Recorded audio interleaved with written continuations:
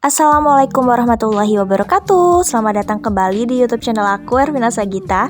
Dan di video kali ini aku mau buat tutorial cara membuat daftar isi otomatis di Microsoft Word. Nah, ini seperti yang udah kita tahu ya, kalau daftar isi itu wajib banget disertakan kalau kita membuat skripsi, karya ilmiah, atau buku, atau juga kalau untuk anak-anak yang sekolah ini makalah, jurnal, dan artikel. Nah, daftar isi ini juga mempermudah kita untuk cari tahu halaman yang ingin dituju itu bab berapanya, terus poin-poin yang akan kita tuju itu akan lebih mudah jika kita melihat di daftar isi.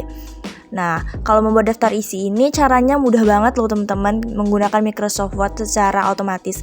Dan juga ini hasilnya bakal lebih rapih dibandingkan kalau kita membuat daftar isi secara manual. Untuk itu, jangan lupa untuk like, subscribe, dan komen dulu sebelum nonton video tutorial ini ya. Dan juga jangan lupa untuk tekan tombol lonceng notifikasi supaya kalau aku upload video tutorial baru lagi, teman-teman bisa langsung dapat notifikasinya. Untuk itu, nggak berlama-lama lagi, kita langsung saja ke tutorialnya. Nah teman-teman, di sini aku udah siapin makalah yang kita akan jadikan bahan percobaan untuk membuat tutorial daftar isi kali ini. Nah, di video kali ini aku mau kasih tips untuk teman-teman yang mau membuat daftar isi.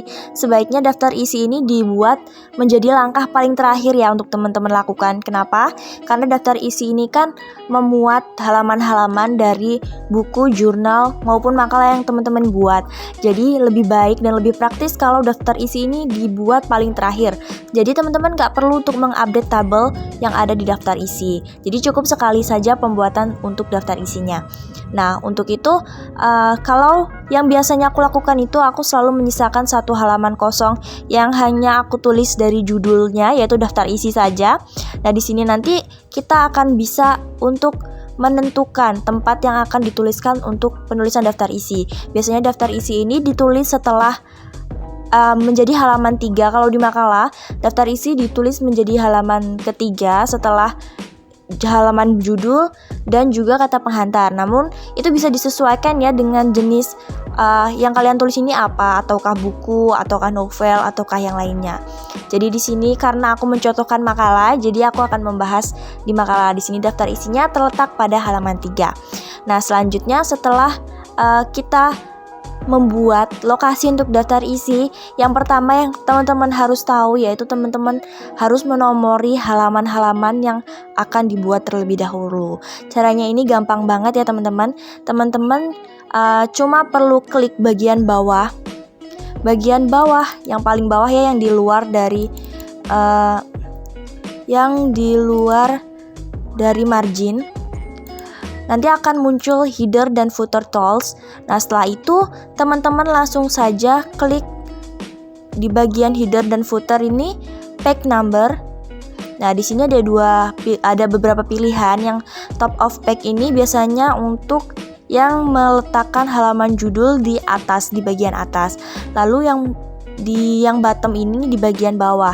Tapi biasanya kalau makalah ini yang digunakan itu yang bagian bawah. Jadi di sini tadi teman-teman bisa langsung saja pilih yang bagian bawah tengah ya. Kalau di sini aku mencontohkannya yang plain number 2 ini, bagian bawah tengah ini. Nah, cukup diklik saja nanti akan muncul. Nah, kalau ada perbedaan antara yang Romawi atau yang huruf nomor biasa, itu ada penjelasannya. Dan ini biasanya kalau untuk makalah ini, untuk yang Romawi ini hanya bagian halaman judul, kata penghantar, dan juga bagian daftar isi. Untuk yang seterusnya itu dilanjutkan dengan nomor biasa. Langkah selanjutnya yang harus teman-teman lakukan yaitu mengatur judul dari bab. Nah, judul bab ini diatur menggunakan heading 1 dan juga heading 2. Untuk judul bab biasanya menggunakan heading 1. Memang harus menggunakan heading 1 ya teman-teman. Jadi teman-teman harus memastikan jika judul bab dari makalah, buku, ataupun jurnal teman-teman ini memiliki atau berbentuk heading 1. Nah, kemudian teman-teman bisa blok dan format painter ini. Nah, klik format ini. Setelah itu teman-teman bisa untuk mencari halaman judul bab yang berikutnya. Jadi teman-teman nggak perlu untuk kesulitan dalam menyamakan. Jadi di sini kata penghantar juga termasuk dalam judul besar ya. Jadi di sini teman-teman memastikan jika kata penghantar juga merupakan atau berbentuk heading. Lalu kemudian daftar isi juga harus berbentuk heading. Kemudian kita cari judul bab lagi. Nah, di sini ada bab 1 pendahuluan. Bab 1 pendahuluan ini juga harus berbentuk heading 1. Oke, kemudian kita lanjutkan ke bab 2 jika ada bab 2. Nah, di sini ada bab 2 yang berisi pembahasan. Kemudian kita pastikan semuanya sampai pada daftar pustaka. Nah, jika setelah semua judul bab sudah berubah atau sudah berbentuk heading 1, langkah selanjutnya yaitu membuat heading 2, di mana heading 2 ini berisikan sub-sub bab atau sub-sub pembahasan atau juga poin-poin penting yang berada di dalam bab yang akan kalian tuliskan. Nah, di sini dimulai dari bab 1 pendahuluan yang berisi latar belakang ya. Di sini latar belakangnya harus berbentuk heading 2. Di sini kita klik saja heading 2. Nah, kemudian jika sudah berbentuk heading 2, kita bisa lanjut untuk ke subbab berikutnya. Caranya masih sama ya. Kalau teman-teman ini mau cara yang instan ya seperti biasa, kita bisa menggunakan format painter ini. Kita blok lalu kita format painter untuk ke heading atau untuk ke poin-poin selanjutnya yang bisa mengubahnya menjadi bentuk heading 2. Nah, seperti ini. Di sini rumusan masalah berubah jadi poin B menjadi lanjutan dari poin A yang sebelumnya. Nah, tapi untuk yang di bagian luar bab atau di bagian bab lain, ini harus memulainya dengan poin A ya teman-teman. Jadi tidak harus mengikuti apa yang ada di bab yang pertama. Nah, di sini bab kedua ini pembahasan salah satu poin penting atau poin yang akan diubah menjadi heading 2 yaitu poin A, definisi pemaparan kajian teori.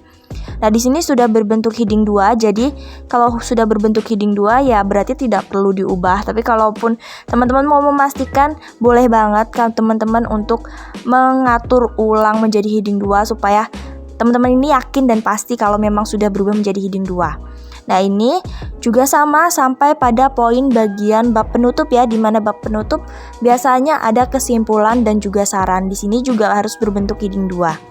Setelah selesai mengatur heading 1 dan juga heading 2-nya, kemudian kita kembali lagi pada halaman daftar isi.